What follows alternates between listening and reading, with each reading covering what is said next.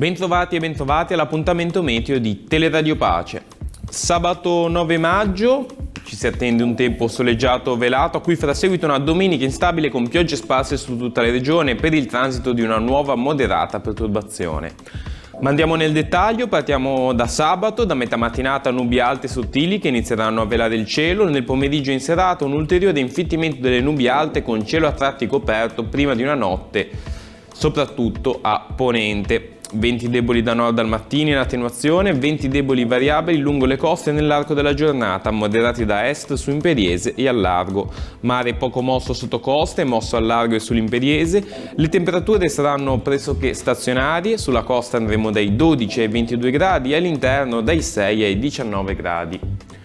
Diamo uno sguardo anche alla giornata di domani, domenica 10 maggio, cielo nuvoloso molto nuvoloso con piogge deboli o moderate nell'arco della giornata, alternate a momenti di pausa, venti moderati da est al largo, deboli variabili sotto costa, tendenti a divenire meridionali ovunque nel pomeriggio.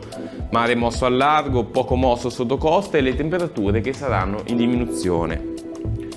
Per quanto riguarda lunedì 11 maggio è ancora presto per avere previsioni precise, ma ci si attendono piogge sparse sul settore centro-orientale, asciutto invece a ponente, venti meridionali anche sostenuti.